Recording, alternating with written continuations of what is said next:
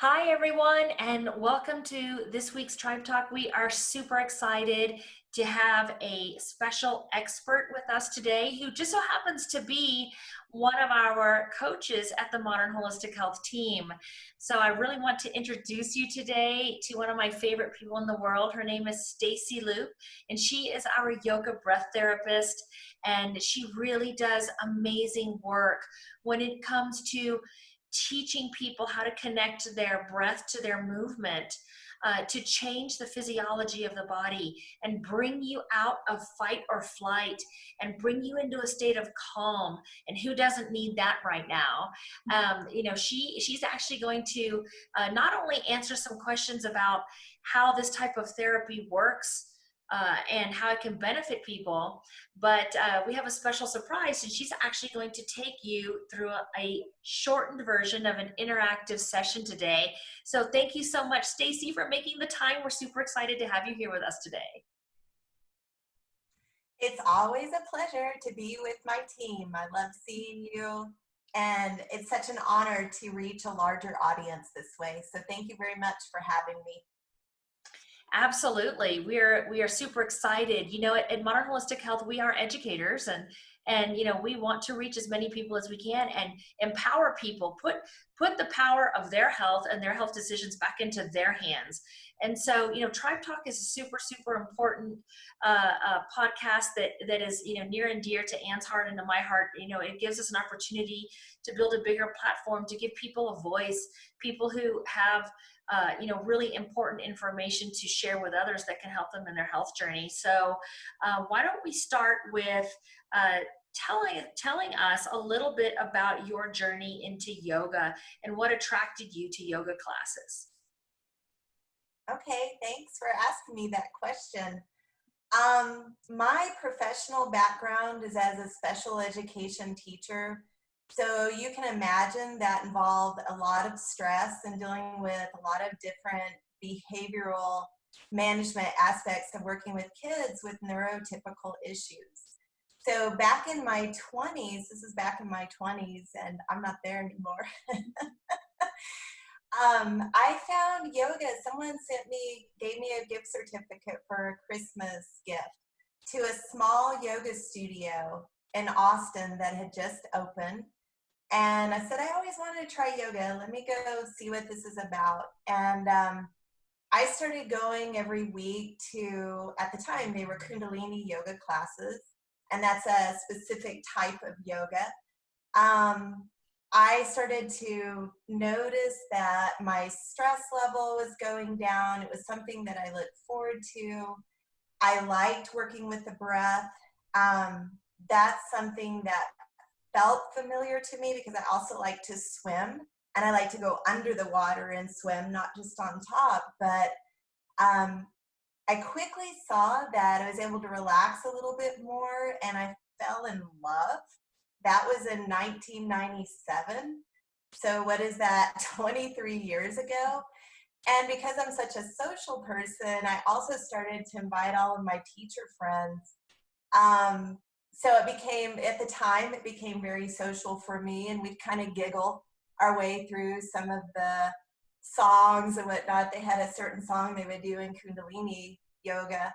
And over the years, people come and go in the yoga scene, but it truly has been a lifelong, in my adult life, love affair.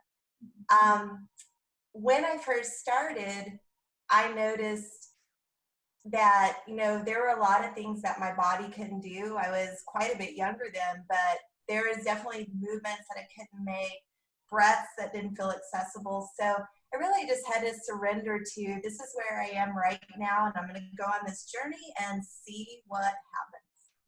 So that's how I got started. Stacey, after 23 years of yoga, I can see why you fell in love with it. It's really, you get used to being in that place of quiet and calmness, and you've touched on some of the things you've experienced over the years, but what are the benefits that you would say over that length of time doing yoga that you've really experienced in your life? Okay, thank you, Anne. That's a great question too. That I want to answer in 4 parts, because when we look at yoga, and for those of you that got to watch last week's Tribe Talk with my primary teacher, Gary Crasso, he said yoga is an ancient art and science of looking at the human condition on a multi-dimensional level. So what does that mean? I'll tell you the benefits that I've received. So I can only speak for myself. So I'm going to start with structurally. When I first started, I was starting to go there. I could not bend over and touch my toes. I could not do recline pigeon.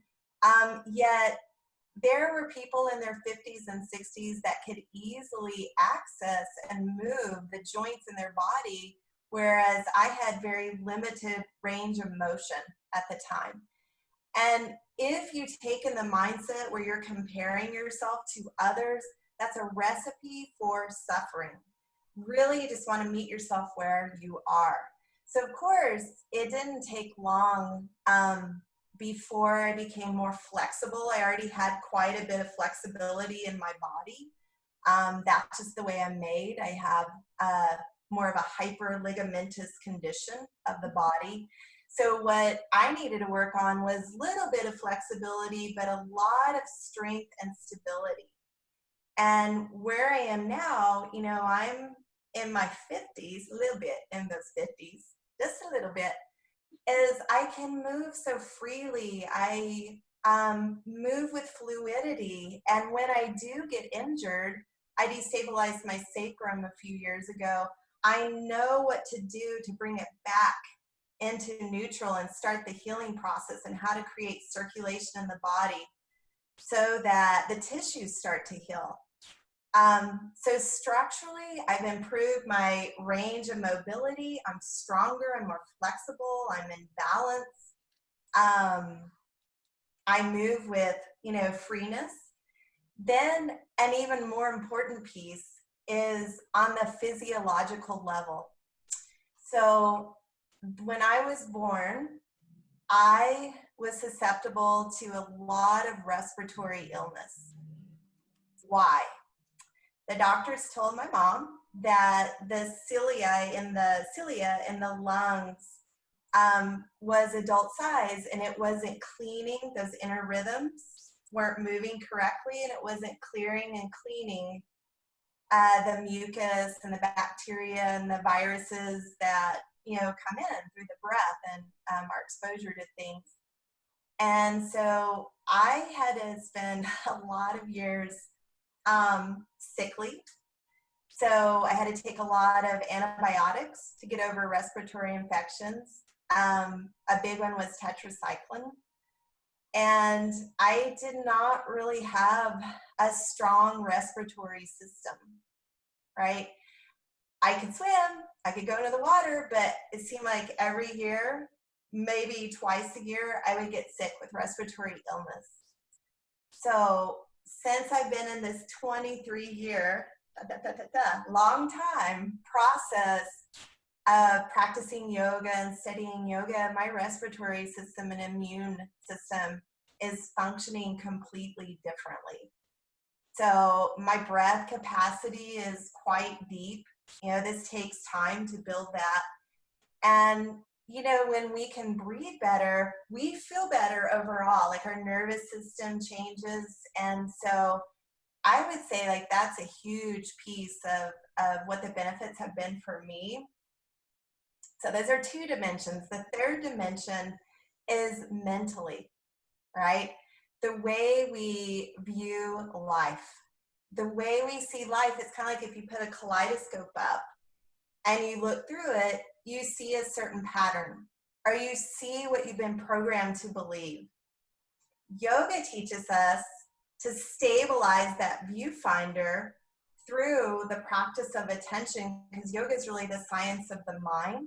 We work the body, we work the breath to change the way we see things, and we stabilize the viewfinder. And so it's literally like as problems arise, right? It isn't that you get rid of your problems. You're like, yeah, I'm problem free now. No, the problems still exist. It's the way you put that kaleidoscope up and turn it just a little bit so that what you see changes, right? Those obstacles change and life becomes more inspiring and beautiful, which then in turn leads to the fourth dimension of the self, which is the emotional layer and the ability to live with more vitality and joy. So over time, as you practice, you become that thing. You become joy, right? You become vitality. So that's a long answer to a great question. And just to demonstrate, structurally, physiologically, mentally, sustaining focus, and emotionally, and changing the way that you view life. I love that analogy of the kaleidoscope. I think that's spot on. That's perfect. I know when I first started doing yoga, that was the first thing I noticed for my own personal benefits was I was so much more calm. I looked at things a little bit differently. I didn't allow myself to get worked up over things that were small things. So I love how you explain that, Stacey. Talk a little bit about what some of the tools of yoga are. Okay. So I want to just comment on what you just said, that this is why they call it a yoga practice, because they don't call it yoga perfection, right? Like, oh, I'm going to do this and I'm perfect. I'm going to achieve perfection. That's not it.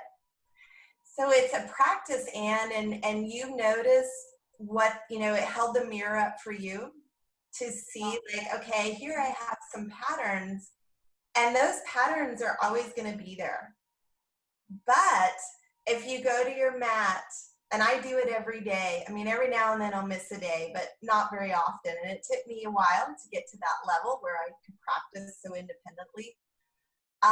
But when you go to your mat and practice a little bit of breath-centric movement, so a little bit of breath and movement every day, you start to change your patterning. So our patternings in yoga are called samskaras. They're like a scar. They leave an imprint. So there's this conditioning.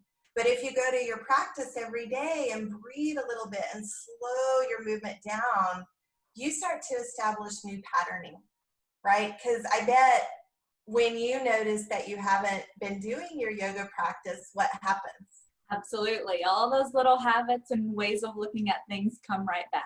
So you're absolutely We're just like friends waiting around the corner for the party. Hey, come pick us up. What about us, right?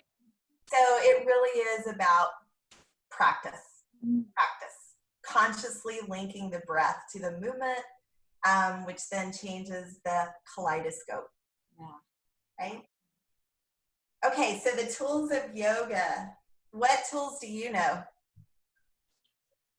Well, I know the tools everyone probably knows, like the mat and, all the physical things that you take to class that you need to actually help your body get into these different movements and places. But I'm sure there are others.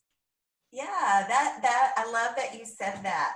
So I can provide a little bit of clarity there. You're thinking of tools as the actual, like the blanket, the bolster, the mat, the blocks, the strap. Right. So that our body can, use your blocks to bring the floor up to you in case you can't fold all the way over and touch the floor. So those are one form of tools. And then according to the ancients, there's tools of yoga. And yoga is like this huge umbrella. And Gary talked a little bit about this last week where asanas, that's just one small tool of yoga. So those are your movements or shapes that you put your body in, okay? That's one tool.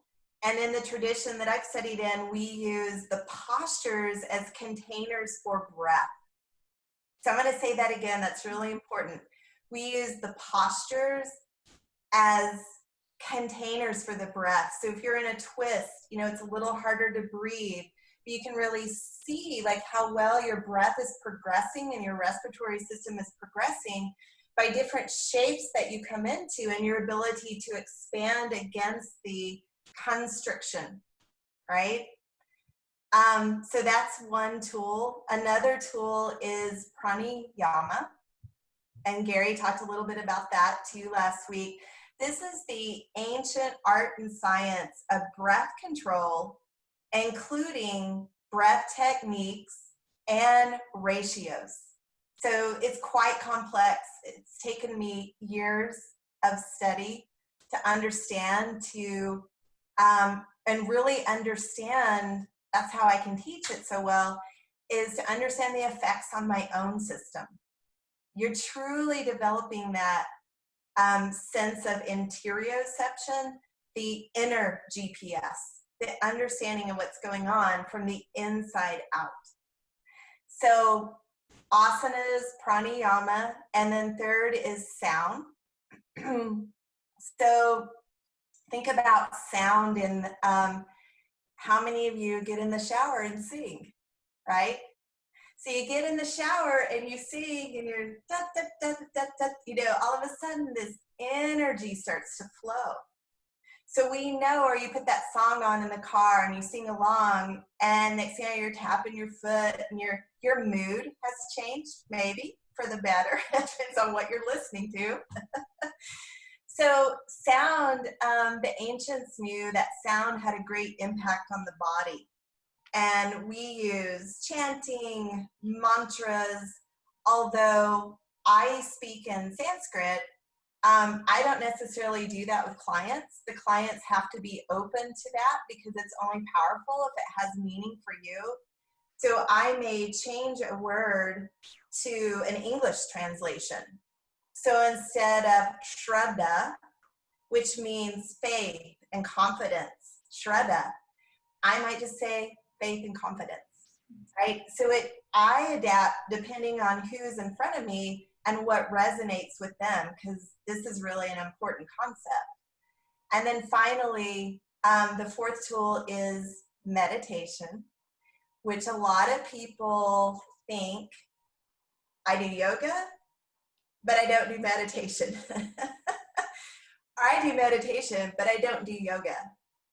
In reality, yoga is a meditation practice by nature.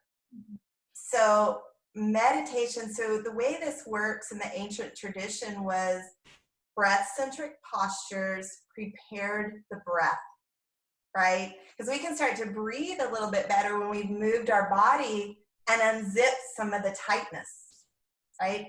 And so now we work with pranayama and we work with the breath, and that prepared the mind. And then there's different levels of attention within meditation. And depending on what you meditate on, right, there's different ways to meditate. You're taking in the nourishment and nutrients of the concept. You could be meditating on the directional flow of the breath, which we'll have an experience with today. So those are all tools of yoga. And those things you were talking about, Anne, we call those props. Wow. That's really awesome. You know, I heard you mention, you know, about your training, that it took you, you know, years to learn some of these different aspects. Can you speak to the level of training that you've gone through, you know, to become a certified yoga therapist? I can. And I'm speaking in regards to the particular institute that I went through, which is the American Vini Yoga Institute, Gary Kratzow. Let me think here. In 2003, so I started my first yoga class and walked into my first yoga class in 1997, which had a profound impact on me. It became something more than just, hey, let's go to yoga class with my friends. That was all good. It was my doorway in. That's fine.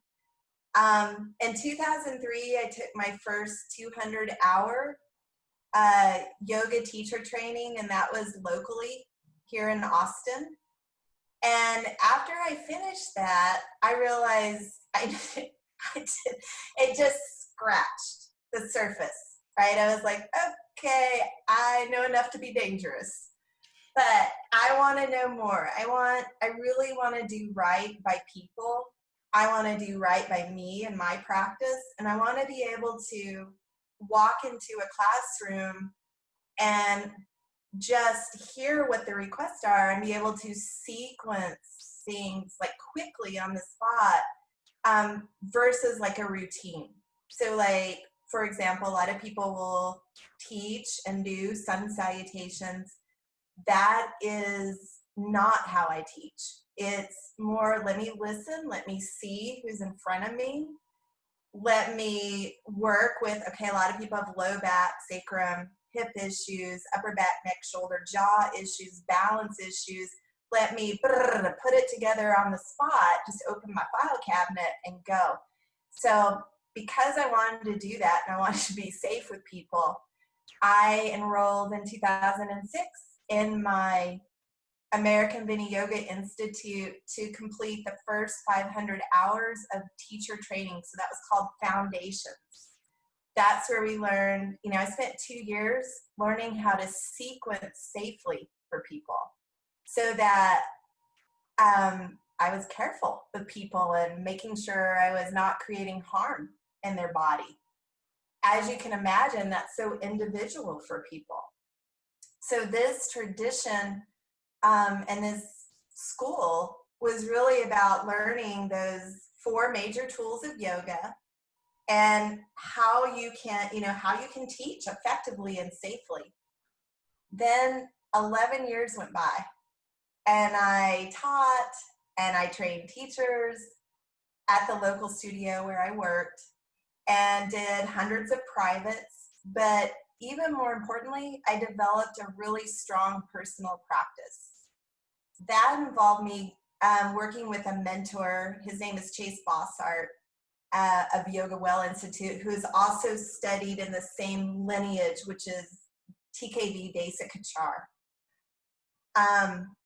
Really helped me, I didn't just make up my own stuff. I would talk to him about what's going on with me, what are my thought processes, how am I looking through the kaleidoscope, where am I stuck, what are my stories I'm telling myself, and he put together a practice that progressed with me as my priorities changed. So that happened over that 11-year period where I was teaching and working. And then in 2018, I went back and started my clinical yoga therapy certification, which I just graduated in May of 2020. And that was all about, okay, now you know these tools of yoga, you will apply them and we'll study. So the first of the 4 modules was on structural health. Anything that can go wrong with structural health, which I know, Dr. B, you know a lot about that, right? And then what are the main things with physiological symptoms? Anywhere, we studied cardiac arrhythmia, hypertension, Parkinson's disease, cancer, diabetes. I mean, a lot of topics, and we had to look at them medically, and then we had to learn the yoga, the ancient Vedic tradition of how to help someone manage any of these things, right? Then we went into mental and emotional health, and we had to learn all of the diagnoses and what the symptoms look like for ADHD, bipolar, anxiety, panic disorder, depression, others. And what is the tradition? What does the tradition say? And how do you work with someone that's suffering, right? And we know that they're suffering, they could have anxiety, but they're suffering also on a structural level because their upper back, neck, shoulder, jaws are tight. They're not sleeping. That's a physiological piece. And then finally, we looked at women's health, men's health, and also supporting someone and understanding the end of life processes. So it was a lot of work, countless hours of homework. You had to have 200 hours of client time, private sessions. It was quite the process, and I'm so glad, as awesome as it is, and learning is great, I'm also glad to be like a little free. So that was my journey of training to become a yoga therapist. I've stepped into what I believe I was meant to do in this lifetime. That's my Svadharma. I believe you have too. Just, knowing you throughout the years now, and, getting to see what you're passionate about, and how much that you, desire to help people, and seeing the results that you get, with our clients, and your other outside clients. I mean, it's just like the stories are absolutely amazing. You were the one who introduced me to, connecting movement to breath and how that can change physiology. And I've just been amazed at even some of the science that I've seen when I've gone, when I've taken the initiative to actually go to some of these more scientifically based yoga seminars, to hear from, doctors around the world who have actually taken physiological measurements, before and after, of individuals and of groups of individuals, and watch how their physiology changes when they are, consistent in doing their practice. It's super powerful. And so we're really excited for you to show us just a little example. We know that, whenever you're teaching someone, that, you actually can go like, well over an hour. And that once people get down their practice, their specific practice that you designed for them, that they can easily, also go for, for a longer period of time. But today you're going to give us a starting point for working with breath, something that's just kind of a little introduction, kind of to let everybody give it a try and just kind of jump in and see what it feels like and how they feel afterwards. So we're super excited for you to just jump in. And for all of you who are listening and joining, if you don't already have some, loose clothing, be sure that, pop this on pause. If you're listening to the recording later, just pop this on pause, go and change into something comfortable. If you have a yoga mat, great. If you don't, that's okay too. You can use a towel. And Stacey, I'm just going to go ahead and give it over to you and let you take everyone through just, 15, 20 minutes of an example of this type of work and what it can do for them. Okay, sounds good. So I'll lead you through a very short breath-centric practice. That means the postures and the movement, the breath really is in that movement. It's not an afterthought. You're really putting those two things together. And usually in the beginning when I teach this, people can move. So movement's over here, and then the breath's over here, but there's not a marriage of the two together. So this will get easier over time. Expect to kind of be like, what? But over time, these two things come together and they become breath-centric, integrated practice. This is the practice of mindfulness. You want it to be integrated. So this is just kind of a general, just about anybody can do this unless you have trouble getting up and down to the floor. So I want to say that.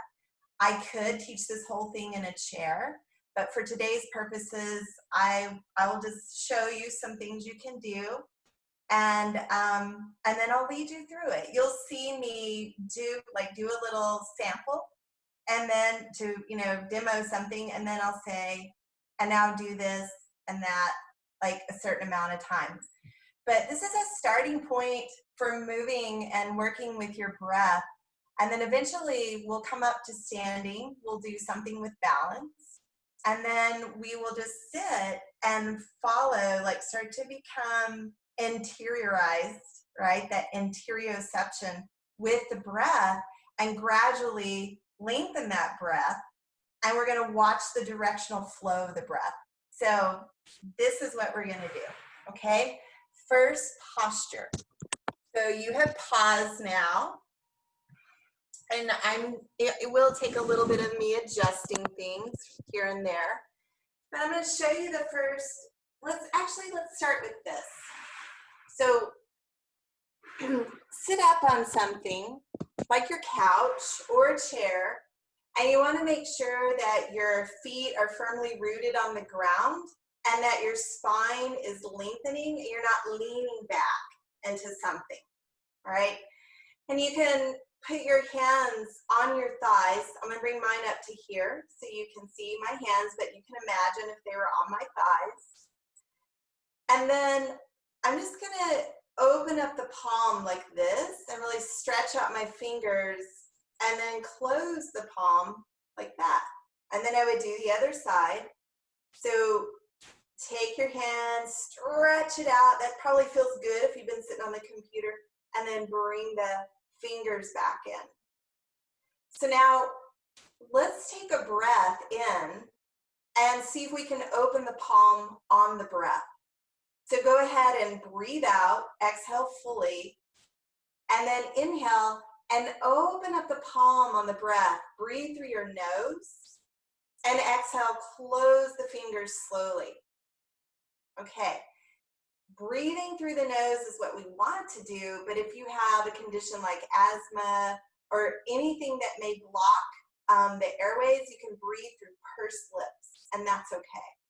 All right, let's do the other hand. Take a breath in. Open up the fingers slowly, really stretch, and exhale, bring the fingers in slowly. Simple. But it still requires mindfulness. Now let's do both hands.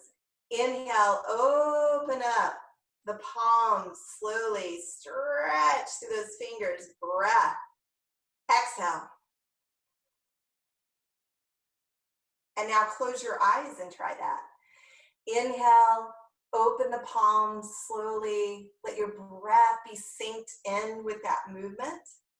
And then exhale, close the fingers slowly, feel the breath.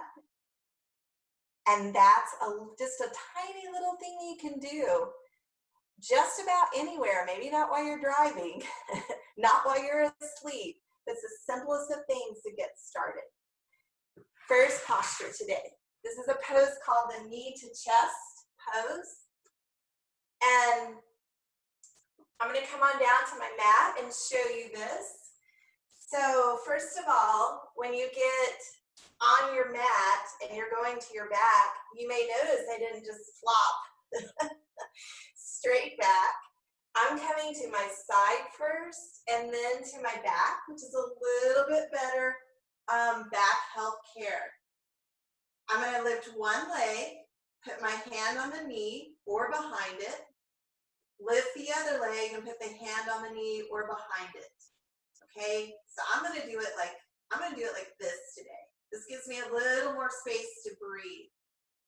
Then I'm gonna inhale and move my thighs away from my body. And as I exhale, pull the navel in and bring the thighs back in towards the body.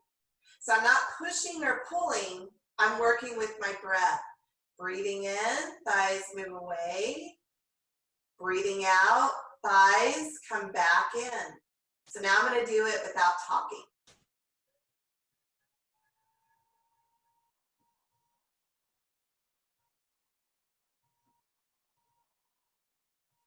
So now continue that and do that 3 more times. Inhale, let your thighs move away from your body, your arms will straighten. Exhale, pull your navel in and let those thighs come back in towards your body. 2 more times. Inhale, thighs move away from the body. Exhale, thighs come back in towards the body. So I'm not pushing, I'm not pulling. Inhale, thighs move away. Exhale, thighs come back in towards the body. Draw the belly in. And then put one foot down on the ground and then the other. Okay, so that was a little something to stretch out the low back. It also works with your physiology. It works with your digestion, lower digestive organs. The next pose we're gonna do is like a little bit of a bridge pose. It's called Dvipadipedam. I love to say that. So if you have a yoga block, this can be helpful. So here, I'm putting the block between the thighs. I'm stacking my knees over the heels. And I'm gonna lift up on the inhale, just lift up a little bit. Notice I don't come up too high. And then as I exhale, pull the belly in and roll the spine down. I'm squeezing in. So let's do it together. Inhale, press through the feet. Lift your hips. Lift your low back a little bit. And then exhale and pull your belly in and come back down. Okay, now let's do this with no breath. Lift and come back down. It's different. It's very different. So let's try this again. Inhale here. Now stay there and exhale, pull your navel in. Inhale, sweep that right arm up and back. Exhale, now we're coming down and the hand's gonna land with the hip. Good, we'll do that on the other side. Breathing in, lift your hips, lift your low back, stay there and exhale. Breathe in, let your left arm go up and back. And now we're gonna exhale and pull the navel in and roll the spine back down. Okay, we'll do that one more time on each side. Inhale, lift, hips low back. Stay there and exhale. We're gonna pull our navel towards our spine. Inhale, right arm goes up and back. And now exhale all the way back down. Last one on the left arm side. Inhale here. Stay there and exhale. Inhale, left arm goes up and back. Stretch from palm to palm. And now exhale, roll back down. Breathing the movement, come all the way down. Stay there. Take a resting breath.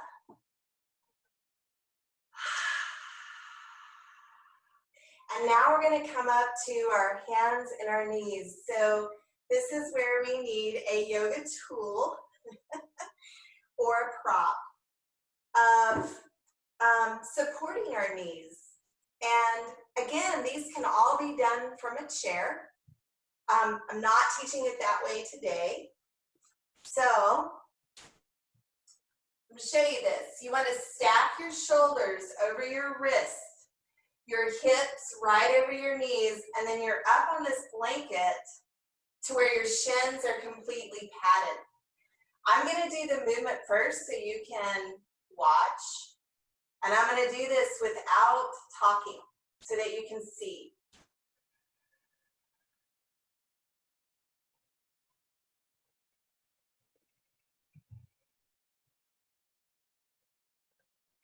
So I'm inhaling and coming forward. I'm lifting the chest away from the belly.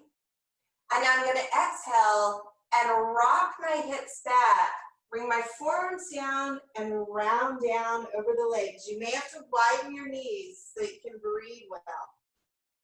Inhale, come forward. So go ahead and come along with me.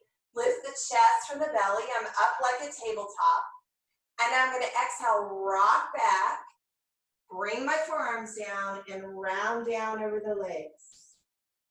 Inhale, lead from the chest. Come forward. If you run out of breath, keep breathing. Exhale, now here I go. Rock. I'm going to tilt my pubic bone towards my belly and round down over those legs. We'll do this 2 more times. Inhale, come forward. Lift your chest. Flatten that upper back. Exhale, here we go. We're rocking, tilting the pelvis, rounding down. 1 more time. Breathing in. Now, if I'm already out of breath, just keep breathing. Take another breath.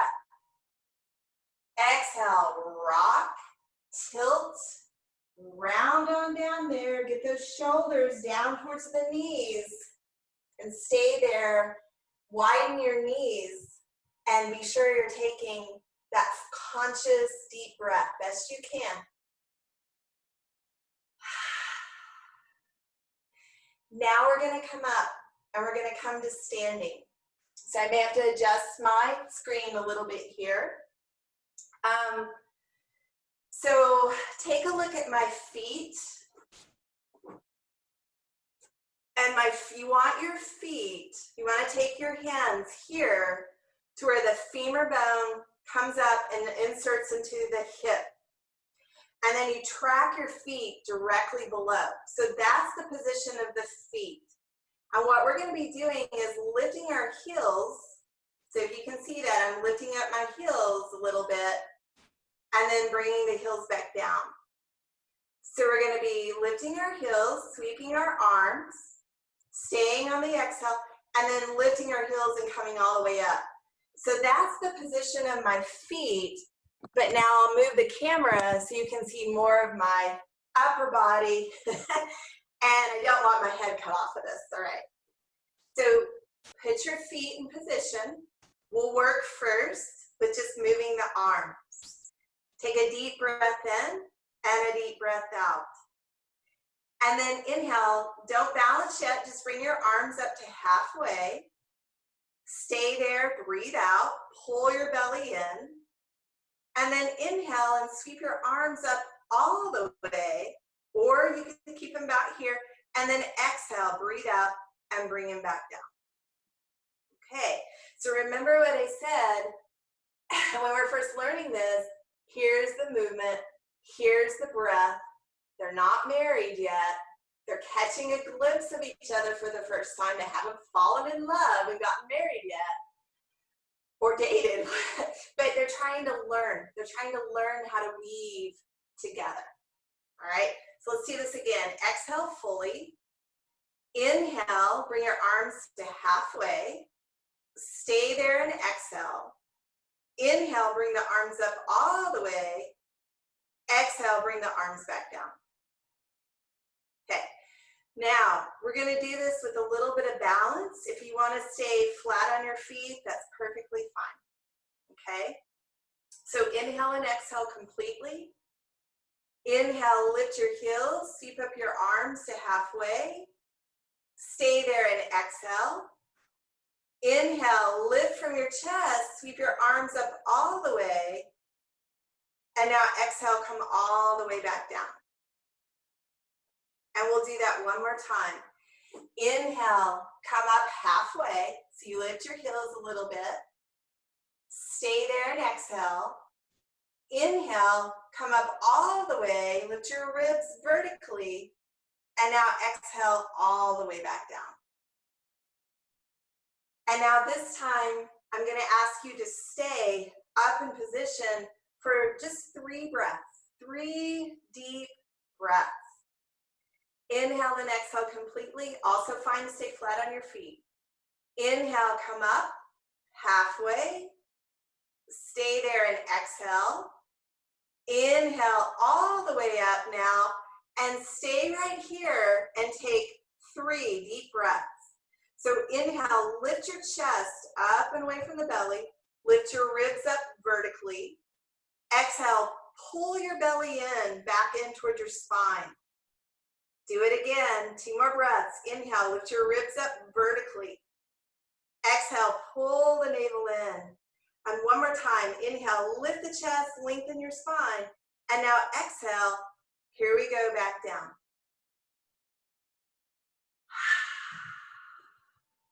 Close your eyes. Take a resting breath. In fact, take 2 resting breaths. And then come on back to where you started when we were just opening and closing the palms on the breath. And sit down and take a look at your camera. Let me show you, let me guide you through this.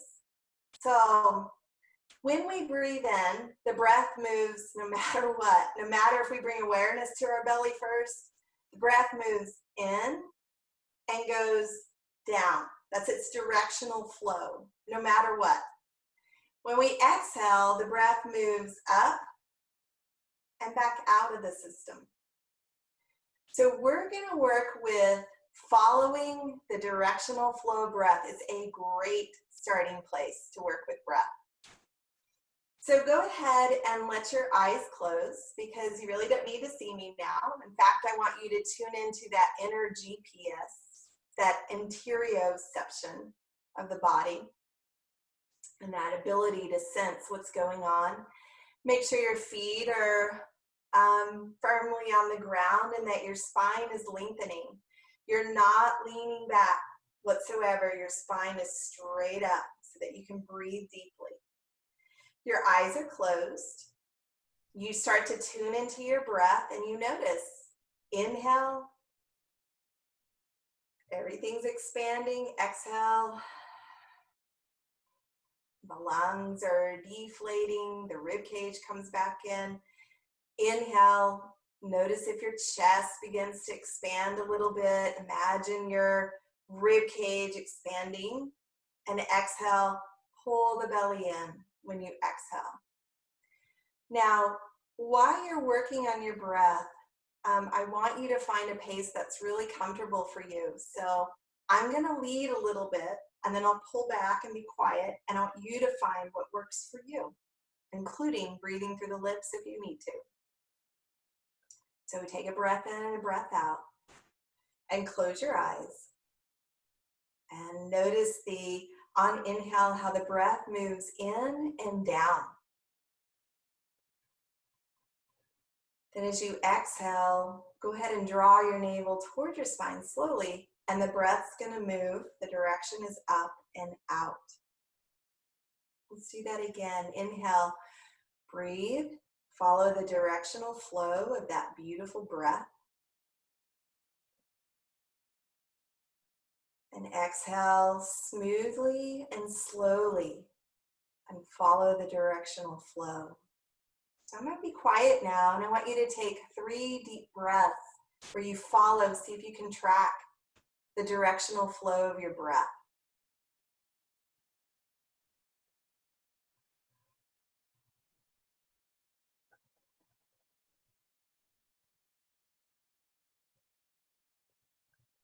When the mind wanders, bring it back to the breath.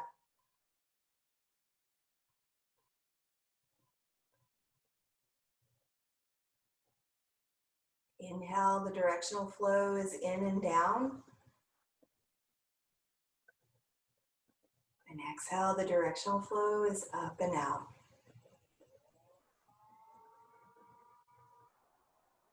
Let this be your homework assignment for the week. Whenever you can think of it, just, do a little bit of breath and movement, including if you're sitting at your computer and your spine, you have this kind of forward thrust thing going on. Stop, sit or stand up, take your hands like this, breathe in, separate those two, squeeze your shoulder blades together, and then exhale, bring your hands towards each other. Do that a few times. Open and close the palms. You could do the itsy bitsy spider and follow that directional flow of breath. That's your homework assignment. So this concludes the interactive portion of this Tribe Talk today. Stacey, that was fantastic. Thank you so much for that. And I know there's bits and pieces here that people can take and use throughout their day, like you mentioned, or this is a great beginning place to start with a daily practice. I mean, that was 20 minutes. Anybody could easily do that on a daily basis to get into the habit of doing a lot that you talked about. It's wonderful. Yeah, thank you. It doesn't have to be fancy to call it yoga. It's how it's done. It's the approach. It's the methodology. Absolutely. And you shared a quote with us, and so I want you to share it with everyone and kind of tell us what you think about this. Yoga can be a place of self-discovery, not just a place of recovery. Yes. So in my experience of teaching and working privately with students, a lot of people, people come to yoga for all kinds of reasons, but in general, they kind of slide into place with sore bodies, structural issues, joint inflammation, spinal issues, and they're inability, or I think everyone has the ability, just I would say misperception of how to deal with stress. And so there's an unhealthy relationship there, and it's literally wearing them out. So they come into yoga and they want to rest, they want to deep breathe, and they want that place for quiet to unplug, to recharge. And really over time, you know, that's fine. That's a great place to start, and that's a great reason to go. Over time, these deeper practices with breath and working with meditation and understanding your dysfunctions, right, can be transformed into a place of discovery. So it's not just that yoga is like, you know, I'm going to go recover. That's great. But it's even more importantly to be used as a place to discover who you really are.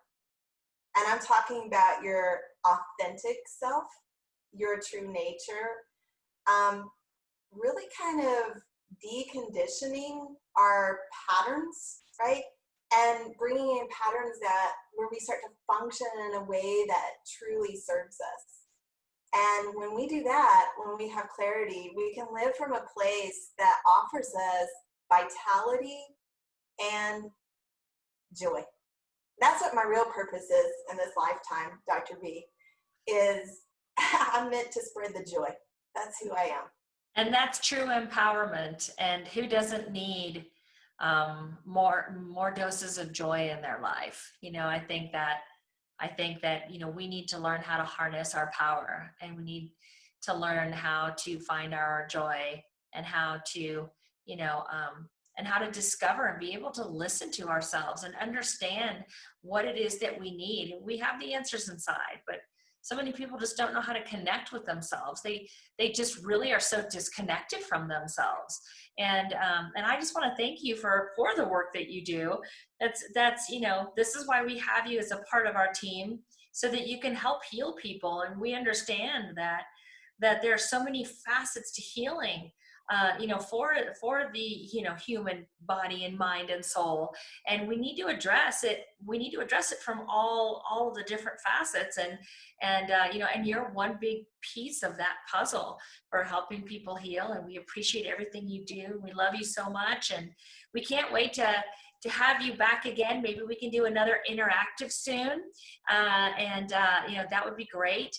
But for all of you who joined us today, thank you so much for taking care of yourself. Thank you so much for taking the time to empower yourself and learn how you can take yourself down this, you know, road to health. And share Tribe Talk with your friends.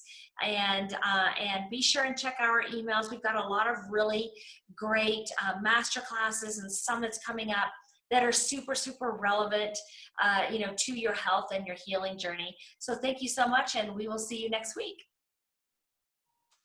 Thank you.